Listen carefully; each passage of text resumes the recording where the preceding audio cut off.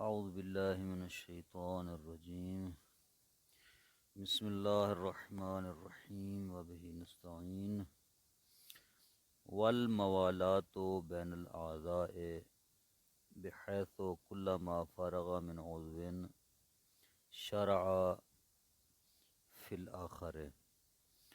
مستحبات بیان کر رہے تھے غسل کے۔ ان مستحبات میں سے ایک مستحب یہ ہے کہ اعضاء کے درمیان موالات کا خیال رکھے،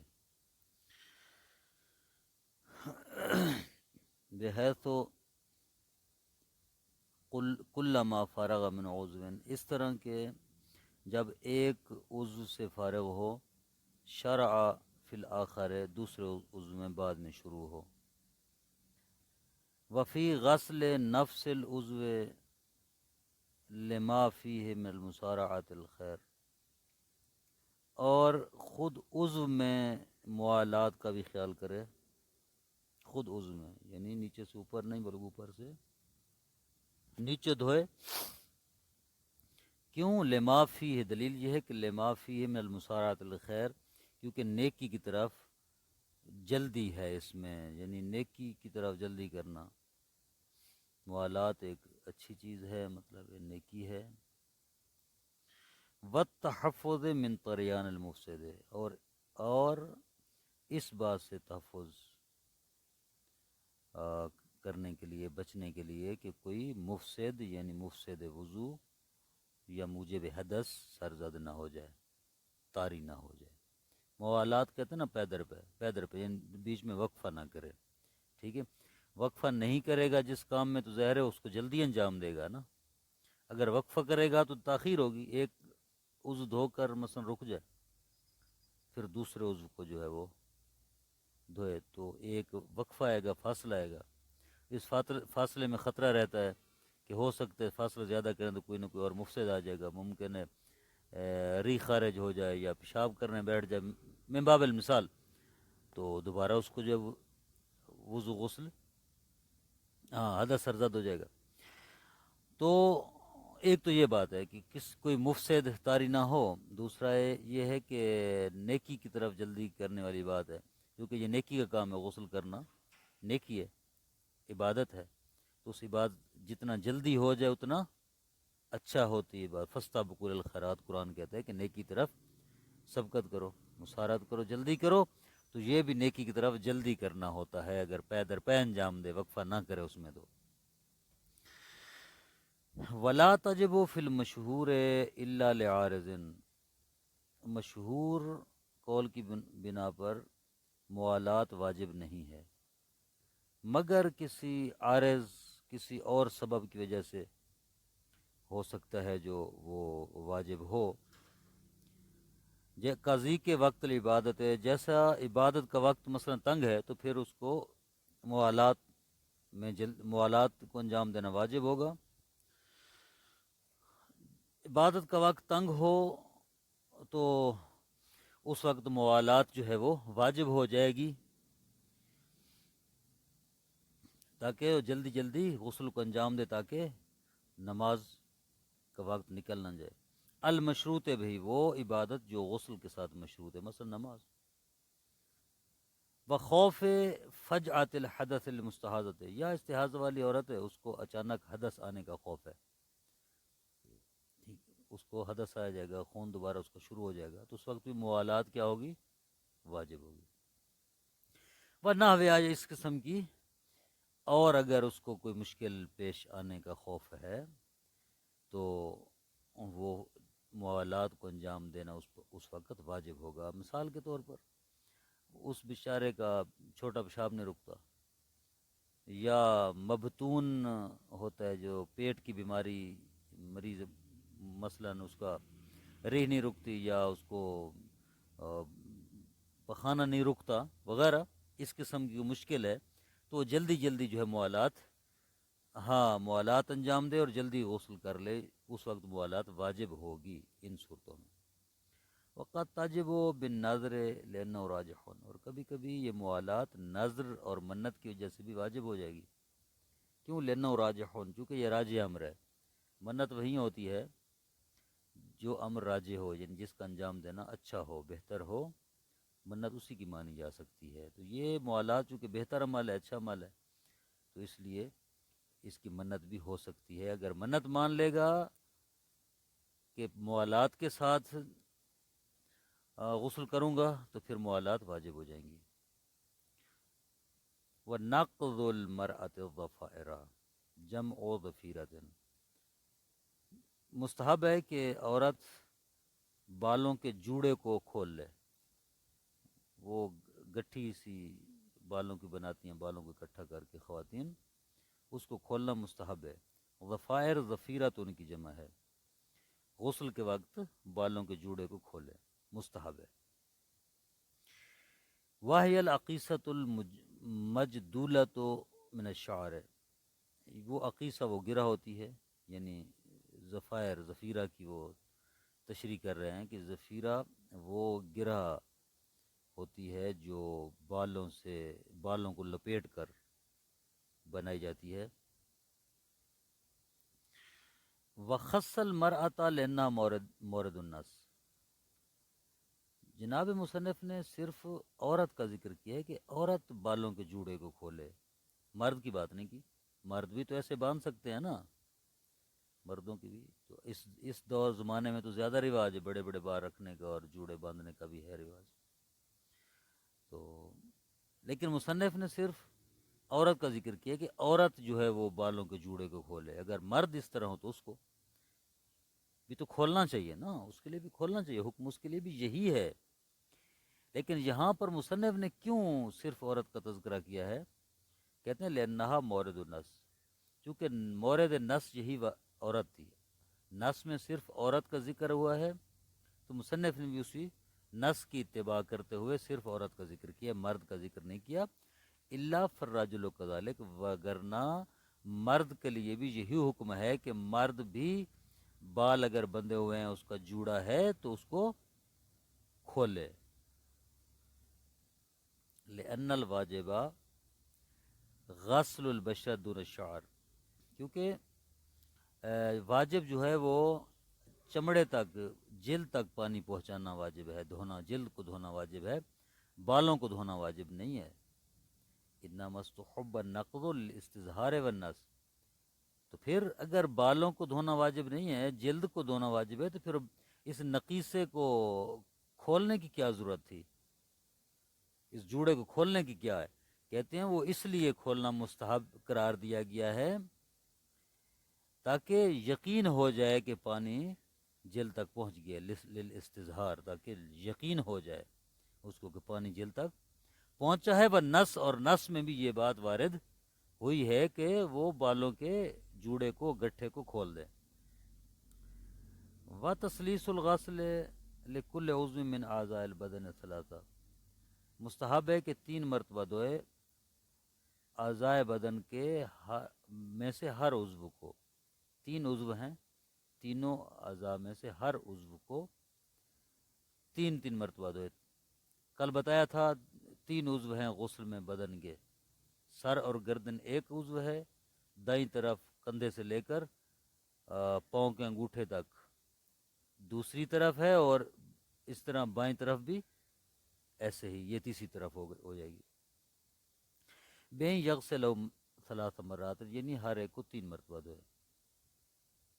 وفعلہ ای الغسل بجمیع سننہ الذی من جملتہ تثلیثہ بصاع لا ازیادہ، کہتے ہیں یہ غسل کا انجام دینا اپنی تمام سنتوں کے ساتھ، جتنے بھی اس کے مستحبات ہیں، غسل کے تمام مستحبات سمیت، جن میں سے 3 مرتبہ دھونا بھی شامل ہے، یہ تمام غسل کے مستحبات واجبات کو انجام دے بصاعن، 1 صاع پانی سے، 1 صاع یعنی 3 کلو، 3 کلو کا 1 صاع ہوتا ہے، 3 کلو پانی، لا زیادہ، اس سے زیادہ نہ، یہ مستحب ہے کہ اس سے زیادہ پانی استعمال نہ کرے، صرف 1 صاع پانی سے سارا غسل کرے، واجبات اور مستحبات سمیت۔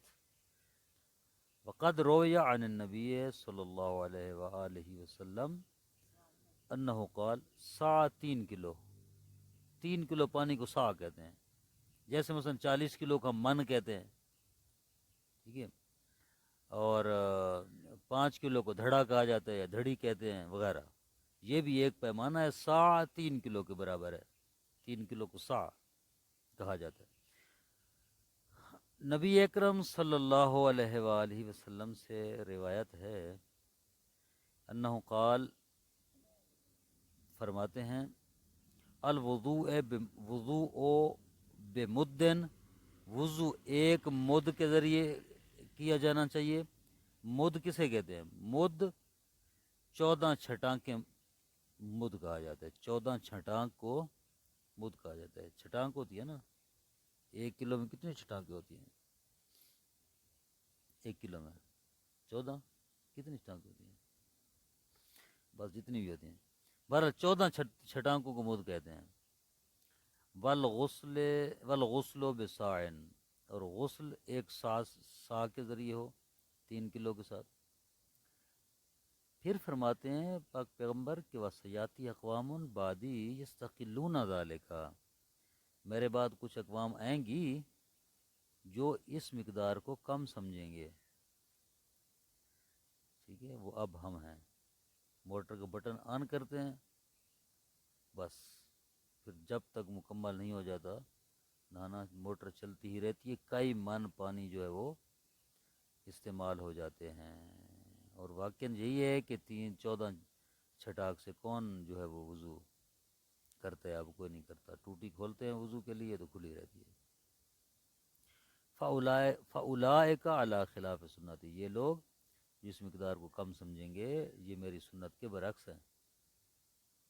وَالثَّابِتُ عَلَىٰ سُنَّتِ مَعِي فِي حَظِيرَةِ الْقُدْسِ، اور جو انسان میری سنت پر ثابت رہے گا، میری سنت پر پابند رہے گا، عمل کرے گا، وہ میرے ساتھ جنت میں جائے گا، میرے ساتھ جنت میں ہوگا. وَلَوْ وَجَدَ الْمُجْنِبُ بِالْإِنزَالِ بَلَلًا مُشْتَبَهًا بَعْدَ الْإِسْتِبْرَاءِ بِالْبَوْلِ أَوِ الْإِجْتِهَادِ مع تعذره لم يلتفت وبدونه یا بدون الاستبراء بأحد الامرین یغتسل. اب کہہ رہے ہیں کہ مسئلہ کیا ہے؟ مسئلہ یہ ہے کہ اگر مجنب یعنی جنب والا انسان جس کا انزال ہوا ہے، پیچھے کہا تھا کہ جنب 2 طریقے سے ہے، انزال ہو یا انزال نہ ہو. ممکن انزال نہ ہو تب بھی انسان جنب ہو جائے گا، پیچھے گزرا ہے کہ مقدار حشفہ اگر فرج اور مرا میں داخل ہو، چاہے انزال نہ بھی ہو تب بھی انسان مجنب ہو جاتا ہے، یا انزال کے ساتھ انزال منی ہو. اگر ایک جنب والے شخص منی کے انزال سے مجنب ہوا ہے، وہ اس نے اس کے بعد استبراء بالبول کر لیا ہے، یا استبراء بالبول ممکن نہیں تھا تو استبراء بالاجتہاد کر لیا ہے. دونوں طریقے پیچھے بتائے گئے ہیں، دونوں باتیں پیچھے آ چکی ہیں. استبراء بھی کیا ہے، چاہے استبراء بالبول یا استبراء بالاجتہاد، ان میں سے کوئی ایک استبراء اس نے انجام دیا ہے. اس کے بعد اس کو کوئی رطوبت نظر آئی ہے تو کیا حکم ہے؟ آیا غسل دوبارہ کرے گا؟ نہیں کرے گا، غسل کر چکا ہے. تو کہتے ہیں لم یلتفت. لو واجد المجنب بالانزال بللن، اگر مجنب جو انزال سے مجنب ہوا ہے، انزال منی سے، وہ کوئی بلل یعنی رطوبت تری دیکھے، مشتبہن جو مشتبہ ہو، یعنی سمجھ نہ آ رہی ہو کہ یہ منی ہے، بول ہے، یا اس کے علاوہ کوئی اور رطوبت ہے، بعد الاستبراء بالبول، استبراء بالبول کے بعد، اب الاجتہاد یا استبراء بالاجتہاد کے بعد، مع تعذر، جب استبراء بالبول متعذر ہے، ممکن نہیں ہے. کہتے ہیں اگر وہ ایسی کوئی رطوبت اس کو نظر آئے تو لم یلتفت، متوجہ نہیں ہوگا، پرواہ نہیں کرے گا. وہ بدون ہی ہے، بدون الاستبراء، اگر بغیر استبراء کے اس کو کوئی رطوبت نظر آئے، استبراء نہیں کیا، بأحد الامرین، کسی بھی طریقے سے، نہ استبراء بالبول نہ استبراء بالاجتہاد، کوئی استبراء اس نے نہیں کیا، اس کے بعد اس کو کوئی رطوبت نظر آئی ہے، یغتسل تو وہ دوبارہ غسل کرے گا۔ ولو وجدہ بعد البول من دون الاستبراء بعدہ واجب الوضوء خاصتاً، اگر وہ کوئی رطوبت دیکھے پیشاب کرنے کے بعد، لیکن اس نے پیشاب کے بعد استبراء نہیں کیا، انزال منی ہوا ہے، اس نے پیشاب کیا ہے، لیکن پیشاب کے بعد اس نے استبراء بالاجتہاد نہیں کیا، اب اس کو وہ غسل کرنے کے بعد ایک اس رطوبت نظر آئی ہے، تو کیا حکم ہے اس کے لیے؟ غسل کرے گا یا نہیں کرے گا؟ کہتے ہیں واجب الوضوء خاصتاً، یہاں صرف وضو واجب ہے، کیونکہ اصل جو استبراء ہے وہ استبراء بالبول ہے، منی سے، وہ تو اس نے کر لیا، پیشاب کیا اس نے، ٹھیک ہے؟ تو یہ جو رطوبت بعد میں خارج ہوئی ہے پیشاب کرنے کے بعد، یہ پیشاب کا حکم رکھتی ہے، لہٰذا صرف وضو کرے گا۔ اما الاجتہاد بالبول اما الاجتہاد بدون البول مع امکانی فلا حکم اللہ، کہتے ہیں کہ اگر اس نے منی خارج ہونے کے بعد استبراء بالاجتہاد کیا ہے، لیکن استبراء بالبول نہیں کیا، ٹھیک ہے، اب اس نے غسل کر لیا، غسل کرنے کے بعد اس کو رطوبت نظر آئی ہے، تو پھر کیا حکم ہے؟ کہتے ہیں ما امکان نہیں، اگر استبراء بالبول کرنا اس کے لیے ممکن تھا اور نہیں کیا ہے، فلا حکم لہا، تو یہ جو استبراء بالاجتہاد کیا تھا اس کا کوئی حکم نہیں ہے، یعنی اس کا کوئی اثر نہیں ہوگا، یعنی دوبارہ غسل کرے گا۔ والصلاۃ السابقۃ علی خروج البلل المذکورۃ صحیحۃ، اور وہ نماز جو اس نے اس بلل اور رطوبت خارج ہونے سے پہلے پڑھی تھی وہ صحیح ہے،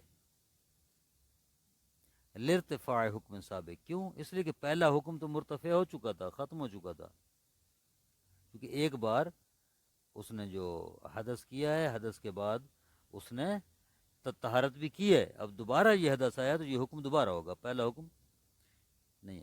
والخارج جو حدث جدید، یہ جو خارج دوبارہ بلل خارج ہوئی ہے، یہ ایک نیا حدث ہے، وَإِنْ كَانَ قَدْ خَرَجَ الْمَحَلِّ إِلَىٰ مَحَلٍّ آخَرٍ، اگرچہ وہ ایک محل سے دوسرے محل تک ہی خارج ہوئی ہو، وفی حکم ہی ما لو احس بخروجہ فامسک علیہ، اور بلل کے خارج ہونے کے حکم میں ہے وہ بلل کے جب اس نے محسوس کی ہے کہ خارج ہو رہی ہے، فامسک اس نے اس کو روک لیا ہے، خارج نہیں ہونے دیا، فصلی پھر اس نے نماز پڑھی ہے، ثم اطلق کو پھر اس کو اس نے چھوڑ دیا ہے، وہ خارج ہوگی، تو اس کا یہی حکم ہے۔ یعنی کیا مطلب؟ یعنی جو پہلے نماز اس نے خارج ہونے سے پڑھی تھی وہ ٹھیک ہے، یہ جو بعد والی نماز اس کے لیے وہ انجام دے گا غسل۔ یسقط الترتیب بین الاعضاء الثلاثة بالارتماس، اگر غسل ارتماسی کر رہا ہے تو پھر یہ ترتیب ساکت جو اعضاء کے درمیان تھی، تین، سر، دایاں پاسا، بائیں طرف، یہ ترتیب ساکت ہے۔ ارتماس کسے کہتے ہیں؟ وہ غسل البدن اجمع دفعۃ واحدۃ عرفیۃ، ارتماس کہتے ہیں کہ بدن کو ایک ہی مرتبہ دھونا، دفع عرفیہ یعنی عرفن کہا جائے کہ اس نے ایک ہی مرتبہ بدن کو دھویا ہے، ما اشبہ کل وقوف تحت المجاری، یا اس کے مشابہ وہ بدن کو دھوئے، سارا ایک مرتبہ نہیں دھویا لیکن اسی کے مشابہ ہے، یعنی بڑے پانی میں جیسے بڑے پانی میں پانی کے مجرا، پانی کا پیپ جو ہے مثلا چل رہا ہے، بڑا پیپ چل رہا ہے، اس کے نیچے کھڑا ہو گیا ہے۔ والمطر الغزیرین، یا جو بارش ہے، زیادہ بارش ہے، یہ غزیرین دونوں کی صفت ہے، مطر اور اس کی مجاری، یہ ٹھیک ہے، پانی زیادہ ہے یا بارش زیادہ، بارش اس کے نیچے کھڑا ہو گیا ہے، تو عام طور پہ کہا جائے گا یا گویا کہ اس نے ایک ہی مرتبہ بدن کو دھویا ہے، ایسے ہی کہا جائے گا۔ تو اس صورت میں بھی کیا ہے، ترتیب جو ہے وہ ساکت ہے، لین البدن یسیر بعضو واحد، چونکہ یہ جو زیادہ پانی ہے اس پانی کے ساتھ غسل کرنے سے ایک ہی عضو شمار ہوتا ہے بدن کا۔ وَيُعَادُ غسل جنابت بالحدث الاصغر فی اثنائہ علی الاقوى عند المصنف جماعت، اگر وہ غسل کر رہا ہے، غسل کے دوران حدث اصغر سرزد ہو گیا، مثلا اس نے پیشاب کر لیا ہے یا ریح خارج ہو گئی ہے، تو کیا کرے گا؟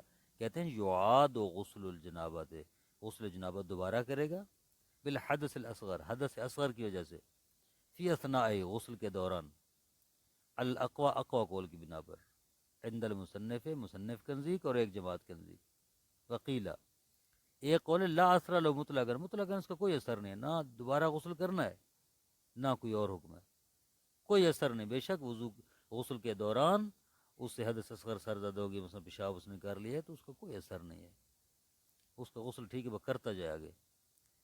وفی ثالث، اور تیسرا قول، یوجب الوضوء خاصتاً، صرف وضو کر لے کافی ہے، وضو واجب ہے اس کے لیے، ٹھیک ہے، یعنی کیا مطلب، اگر غسل کے دوران اس کو اس سے حدث اصغر سرزد ہو جائے تو دوبارہ غسل کرنا واجب نہیں ہے، بلکہ اسی غسل کو مکمل کر لے، نماز کے لیے بعد میں وضو کرے گا۔ وَهُوَ الْأَقْرَبُ، شارح کہتے ہیں کہ یہ جو حکم ہے یہ اقرب ہے، یہ زیادہ درستی کے قریب ہے۔ وقد حققنا القول فی ذلک برسالۃ مفردہ، ہم نے اس قول کی تحقیق کی ہے ایک علیحدہ رسالے میں، شیرِ ثانی کہتے ہیں۔ اما غیر غسل جنابت میں الاغسال، غسل جنابت کے علاوہ جو دیگر غسل ہیں، فیکفی اتمام فی الوضوء قطعا، تو اس کا اتمام کرنا کافی ہے وضو کے ساتھ قطعی طور پر۔ کیا مطلب؟ یعنی اگر غسل جنابت کے علاوہ کوئی اور غسل کر رہا ہے انسان، اور غسل کے دوران اس سے حدث اصغر سرزد ہو گیا ہے، تو کہتے ہیں کہ اس غسل کو اسی حالت میں مکمل کرے، دوبارہ غسل کرنے کی ضرورت نہیں ہے، غسل کے بعد جو ہے وہ نماز کے لیے وضو کرے گا، یہ قطعی حکم ہے۔ وہ جو تین اقوال تھے وہ غسل جنابت کے بارے میں تھے، غسل جنابت کے علاوہ کوئی اور اختلاف نہیں ہے، قطعی حکم ہے۔ ربما خرج بعضهم بطلان و کل جنابت، لیکن بعض علماء نے بسا اوقات جنابت کی طرح غیر جنابت کے جو غسل ہیں ان میں بھی بطلان کا حکم لگایا ہے، کہ اگر غسل جنابت کے علاوہ کوئی غسل کر رہا ہے اور غسل کے دوران حدث اصغر سرزد ہو گیا ہے، تو بعض علماء کہتے ہیں کہ وہ غسل باطل ہے، دوبارہ کرے گا، یعیدو۔ لیکن شارح فرماتے ہیں وہ ضعیف جدا، یہ بہت ضعیف قول ہے۔ ور اما الحیض کافی ہے۔ صلی اللہ علیہ محمد و آلہ